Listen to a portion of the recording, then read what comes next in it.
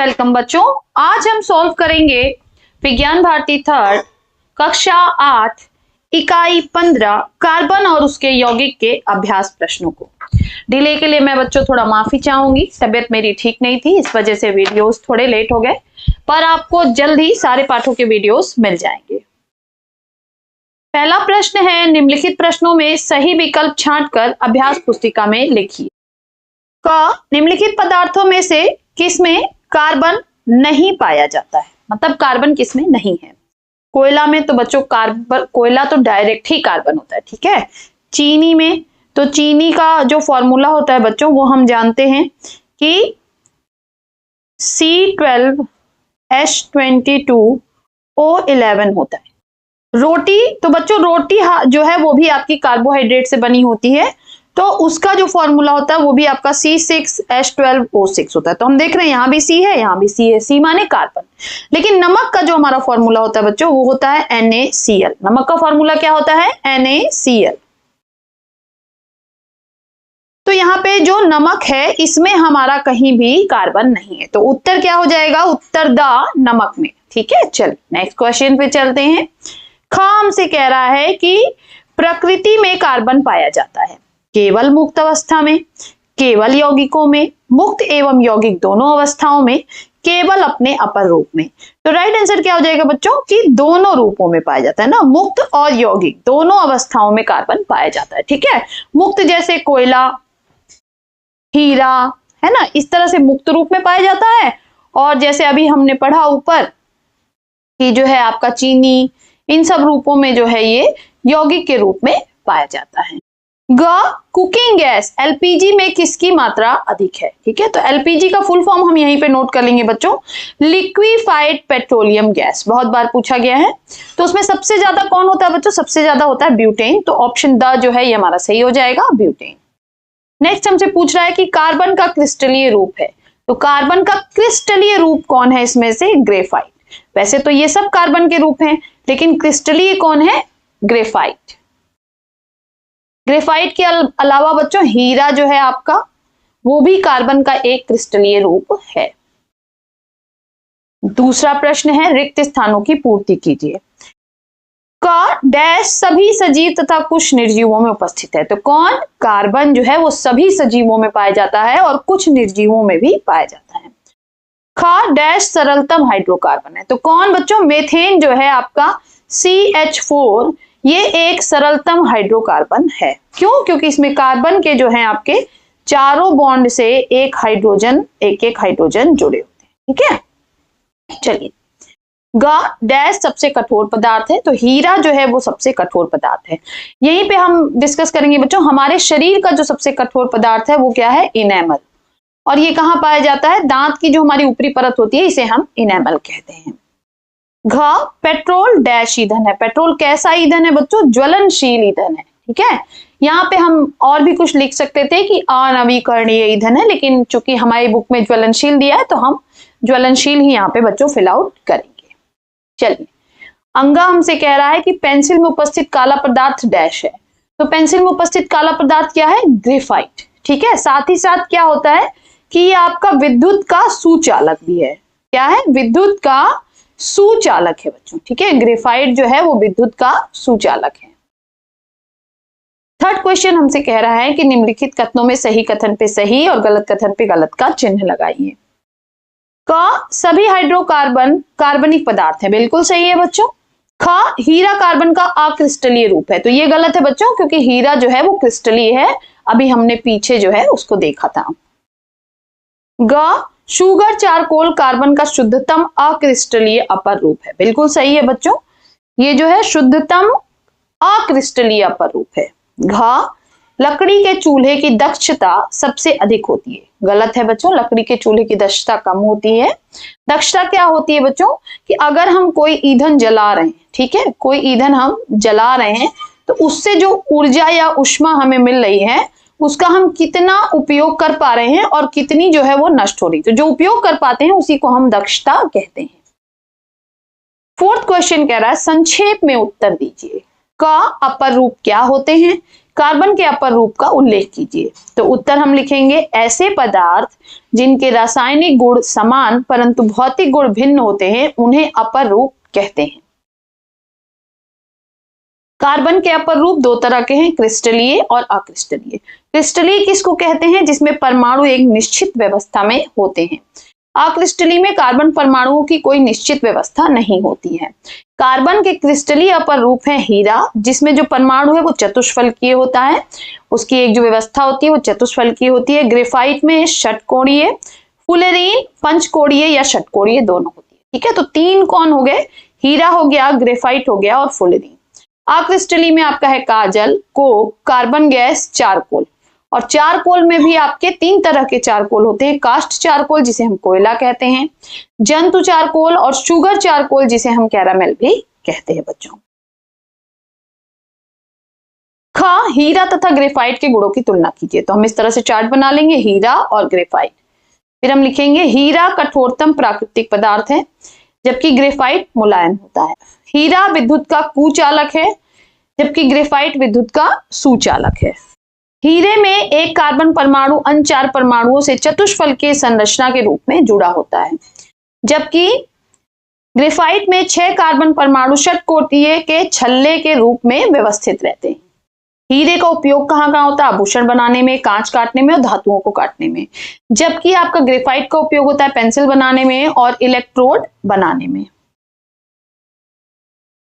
Methane को Marsh gas क्यों कहते हैं? तो उत्तर हो जाएगा दलदली स्थानों में पेड़ पौधे व अन्य कार्बनिक पदार्थों के सड़ने से उत्पन्न गैसों का मुख्य घटक मेथेन गैस होती है, इसीलिए मेथेन गैस को मार्श गैस भी कहते हैं। पेट्रोल को जीवाश्म ईंधन क्यों कहते हैं? तो उत्तर हो जाएगा पेट्रोल करोड़ों वर्षों पहले दबे मृत जीव जंतु एवं वनस्पति के उच्च दाब तथा उच्च ताप यानी बहुत अधिक दाब और बहुत अधिक ताप पर अपघटन से बने पेट्रोलियम से प्राप्त होता है, इसलिए पेट्रोल को जीवाश्म ईंधन कहते हैं। बस कोई जीवित वस्तु है, मान लीजिए इसकी मृत्यु हो गई, मर गई, ठीक है, उसके बाद समय के साथ साथ इसके ऊपर एक के ऊपर एक के ऊपर परत जो है वो जमती जाएगी मिट्टी की, ठीक है, और वो उसके अंदर दबता हुआ जाएगा और नीचे क्या होगा? उच्च ताप हो जाएगा और उच्च दाब हो जाएगा और करोड़ों वर्षों तक दबने के बाद ये क्या बन जाता है? पेट्रोलियम। क्या बन जाता है? पेट्रोलियम। इसी को हम कहते हैं जीवाश्म ईंधन, ठीक है। अंगा हमसे कह रहा है पेट्रोल को तरल सोना क्यों कहते हैं? तो उत्तर हो जाएगा वर्तमान युग में पेट्रोलियम किसी भी देश के लिए सोने से भी अधिक कीमती है, क्योंकि किसी भी देश की उन्नति पेट्रोलियम की मात्रा पर निर्भर करती है। उद्योग, कृषि, यातायात एवं संचार आदि विभिन्न कार्यों में इसका प्रयोग अत्यंत महत्वपूर्ण है, इसीलिए पेट्रोल को तरल सोना कहते हैं। प्रकृति में कार्बन किन पदार्थों में पाया जाता है? उत्तर कार्बन प्रकृति में लगभग सभी सजीव तथा निर्जीव वस्तुओं में मुक्त रूप और यौगिक रूप दोनों रूपों में ही पाया जाता है। लैम्प ब्लैक क्या होता है?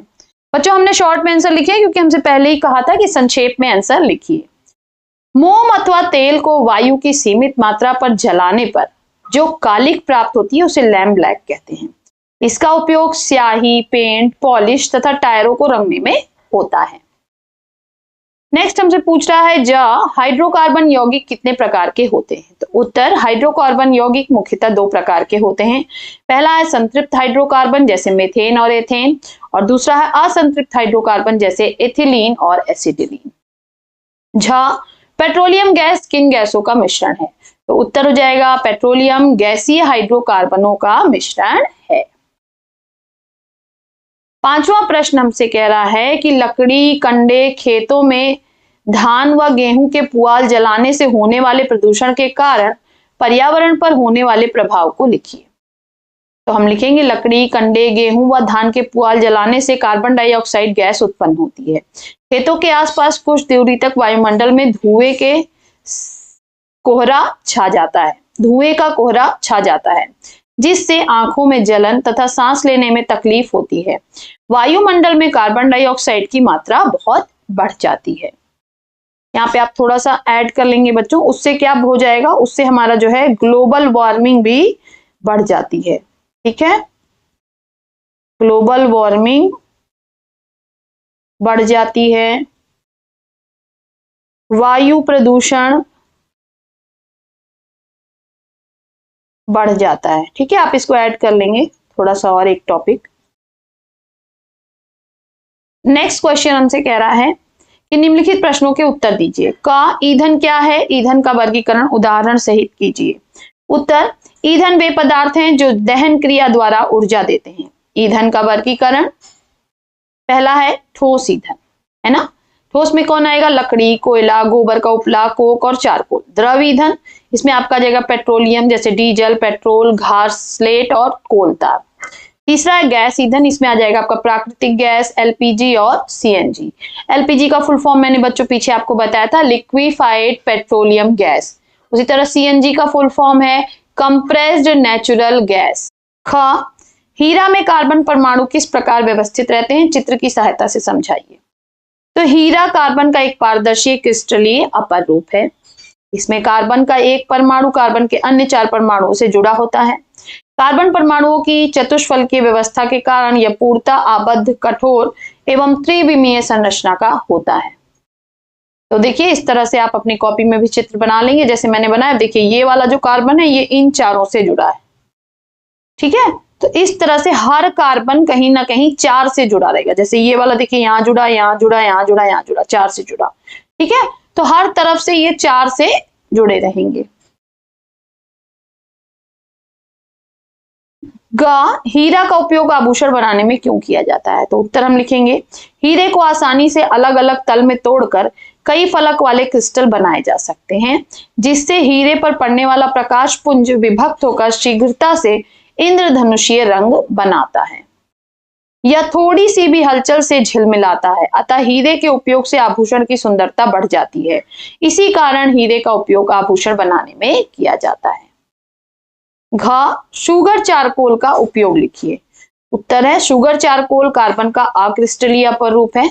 शुगर चारकोल मुख्य रूप से अपचायक के रूप में प्रयुक्त होता है।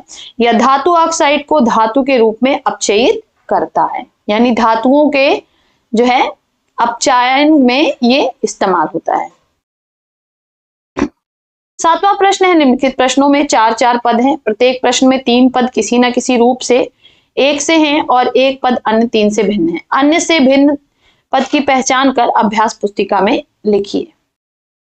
पहला है हमारा हीरा, कोयला, जंतु चारकोल और काजल। इसमें से बच्चों जो हीरा है वो क्रिस्टलीय है, बाकी सभी अक्रिस्टलीय हैं। ख, मीथेन, इथेन, प्रोपेन और इथिलीन। इसमें इथिलीन जो है वो आपका ईंधन नहीं है, बाकी सभी ईंधन है। फिर है एलपीजी, पेट्रोल, डीजल, लकड़ी। इसमें से लकड़ी जो है वो जैव उत्पाद है, बाकी सब पेट्रोलियम उत्पाद हैं। घ, खाने का सोडा, चीनी, रोटी व नमक। इसमें से नमक जो है वो कार्बन रहित है, बाकी सब में कार्बन है। अब आ जाते हैं बच्चों अपने प्रोजेक्ट कार्य पे। कह रहा है विभिन्न वाहनों से निकलने वाले धुएं से वायु प्रदूषण किस प्रकार बढ़ रहा है, इसकी चर्चा करके अभ्यास पुस्तिका में एक लेख लिखिए। तो हमारे स्कूल में बच्चों ने चर्चा की और ये लेख लिखा हुआ है। प्रोजेक्ट विषय क्या था? वाहनों के धुओं से बढ़ता प्रदूषण। अब बच्चों ने जो लिखा वो आप देखिए। आजकल सड़कों पर वाहनों की संख्या बहुत बढ़ गई है। पेट्रोल और डीजल से चलने वाले वाहन अपने इंजन से धुआं छोड़ते हैं, जिसमें कार्बन डाइऑक्साइड, कार्बन मोनोऑक्साइड और अन्य हानिकारक गैसें होती हैं। ये गैसें वायु को प्रदूषित करती हैं और मनुष्य के स्वास्थ्य पर बुरा असर डालती हैं। इससे आंख, गला, फेफड़ों की बीमारियां बढ़ रही हैं। वायु प्रदूषण को रोकने के लिए हमें साइकिल, इलेक्ट्रिक वाहन और सार्वजनिक परिवहन का प्रयोग करना चाहिए। बच्चों, ये हमारा लेसन आज यहाँ पर समाप्त होता है। फिर मिलेंगे नेक्स्ट वीडियो में एक और लेसन के साथ। तब तक के लिए पढ़ते रहिए, आगे बढ़ते रहिए। बाय बाय बच्चों।